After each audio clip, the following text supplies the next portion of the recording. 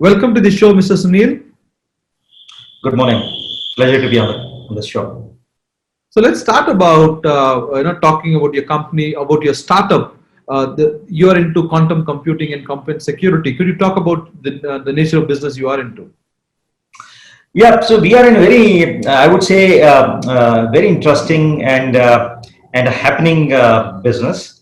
And the reason is that so far, right, all the encryption, all the security, data security was largely dependent upon mathematical models, right?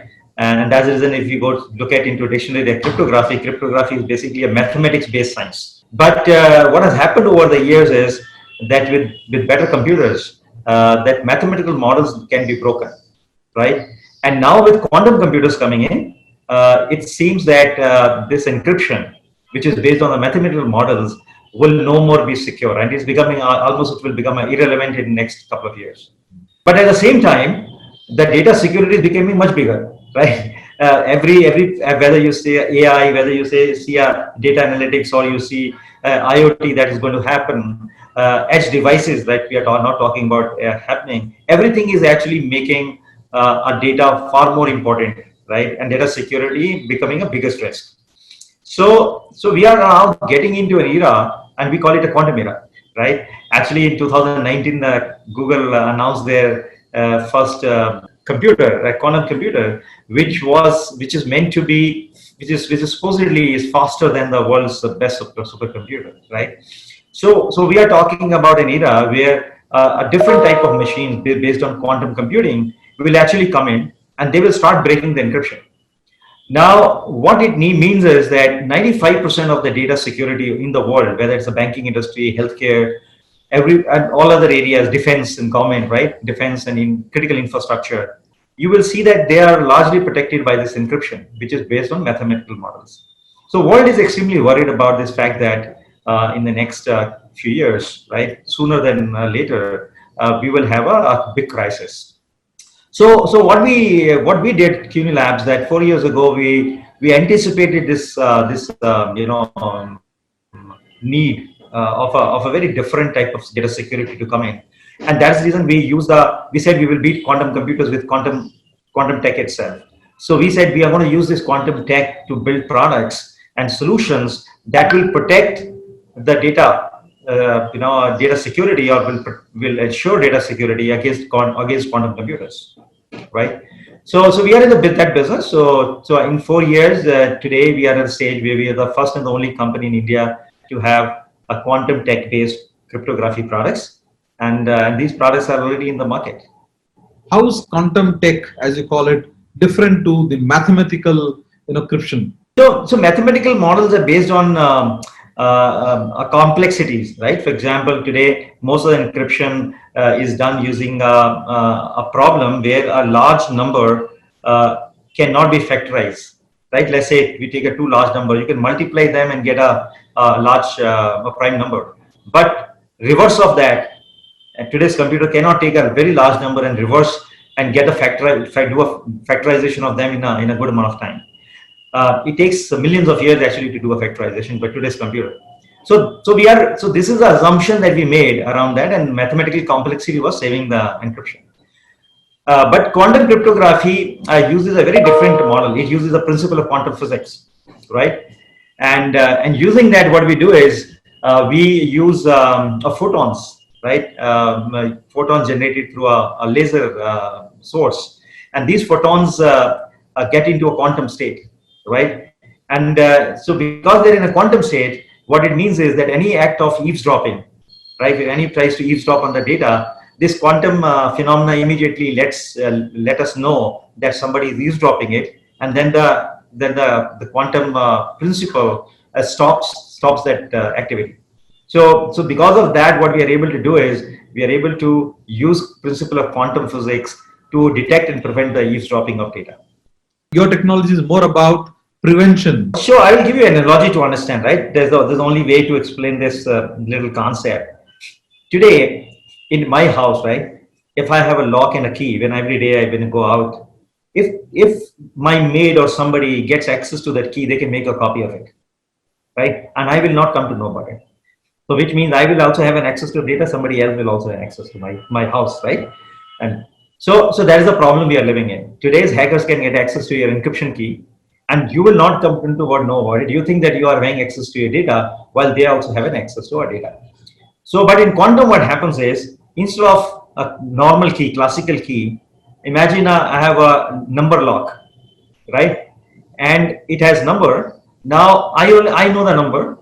Nobody can copy it. But if somebody tries to know about my number, the moment somebody tries to play with my number lock and uh, try to guess my number, the lock will disappear, right? So numbers will disappear. So and then what happens is somebody will not be able to open into my thing. So quantum physics create a phenomena due to which hackers can never get access to the encryption key.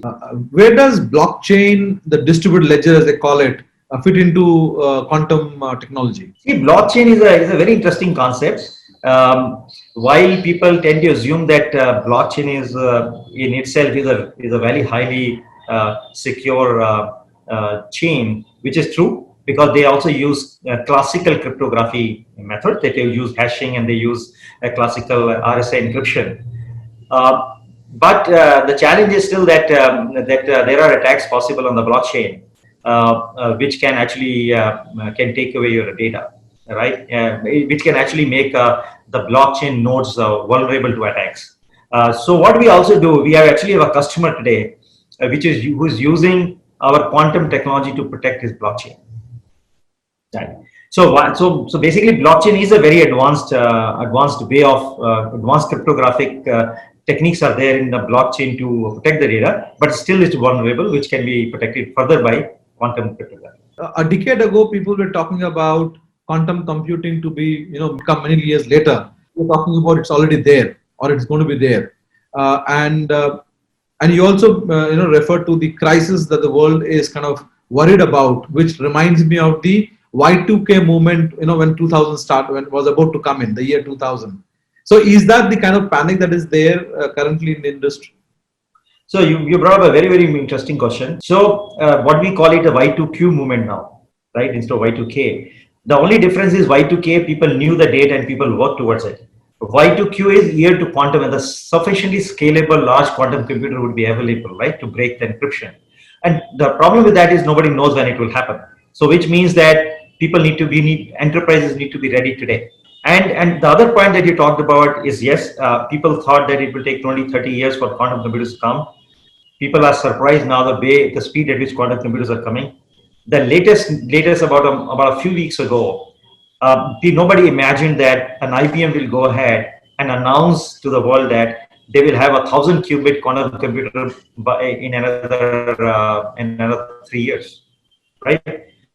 So what we are talking about a stage where the big companies are coming and making an announcements, not only about the product but the roadmap, right? So that's the level of confidence that you can see is emerging in quantum computing space. And then what we are also seeing that there are companies who are coming out, like the companies who are coming out who are already deploying quantum cryptography products, like ourselves. There are other handful of companies. All of them are coming out and publishing their roadmaps. So this revolution of quantum computers coming in and threatening the encryption, and then quantum cryptography coming in protecting this is going to happen at the same time. And this is also very, very, very important moment at this point of time in the technology, I would say technology history, that hackers have always got the technology at least few years ahead of defenders, right? So the hackers get the technology, whether the AI, whether it's the advanced persistent threat, they have always got a technology beforehand, before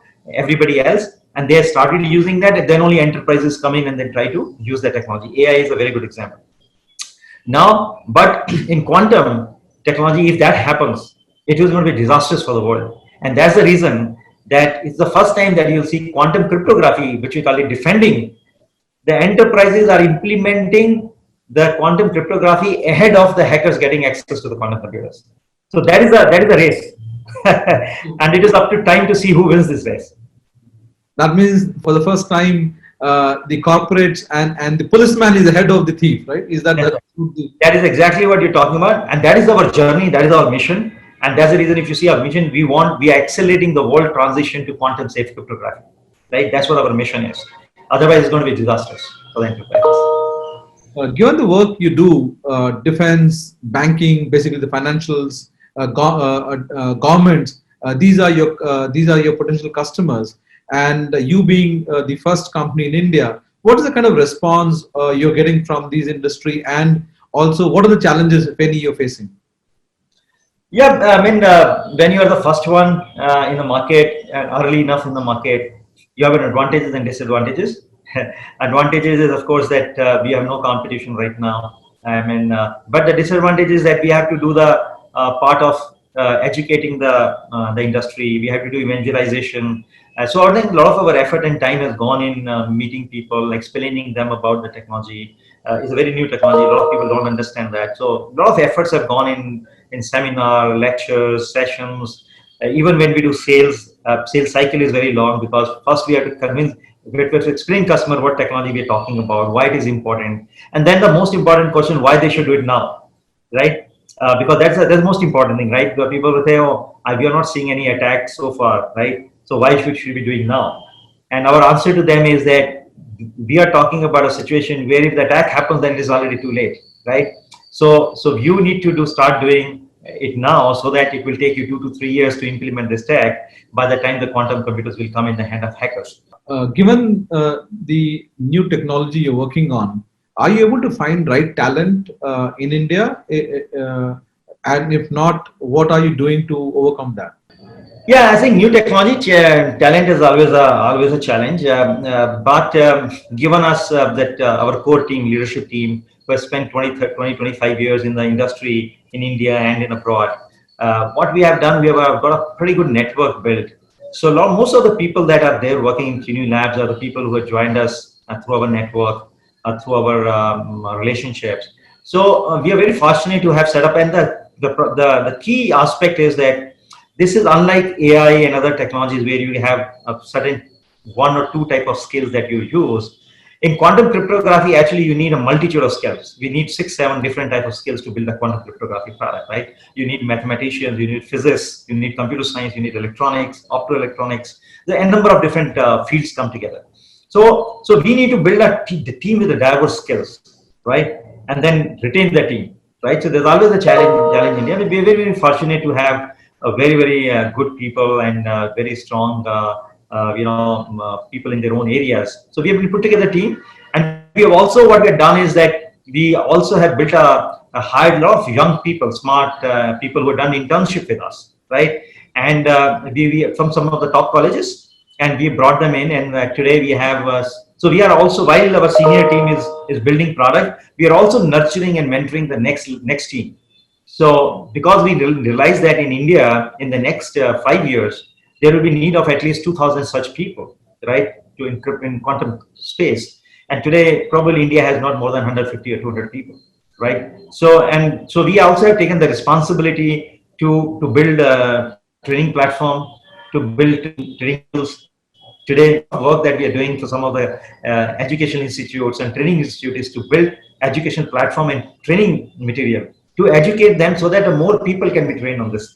It looks like the message needs to go out to all those students who are keen or interested in mathematics and physics, that a career for them need not be just limited to teaching maths and physics, but there is also an exciting technology emerging where they can apply their interest of maths and physics. If everything goes well, very soon we would have our platform available for everybody to use and learn. We are building a platform where the colleges can take this platform, and take BTech and MTech and PhD students can do actually experiments on our platform to learn about quantum physics and other aspects. Coming to the event, what does it mean for your company to be part of NASDAQ 2020? So see, we are at a stage where we want 2 or 3 things to happen for us, right? One is, of course, we want to get our word out that there is a company out there who's built a very a unique and a first of its kind technology in India, and India can do deep tech, right? That's a message we want to give. India can build products in deep tech, so we get an opportunity to do that. We want to bring. We want to also connect with the ecosystem, right? It's very important because this is a tech where we see the early adopters of the technology will come in front, and to really go and take this technology, know about it, experiment it, implement it. So we think that this particular event is going to help us to send out the message as well as connect with an ecosystem, right? To really, take this technology to all the required corners of the country and abroad. My Startup TV is a platform that provides visibility, showcases startups and small businesses like yours. How do you see this? No, it's very interesting. I mean, I'm very excited to be on this session today. And we keep talking in different forums that startups not only need to build products and solutions, and I think the visibility is very important. The inspiring stories, right? We get inspired from each other, right? If there are any interesting stories that are there that needs to be taken out and expand, that's the way we are building an ecosystem or startup ecosystem in India. So I think this is a great platform for startups to really do that.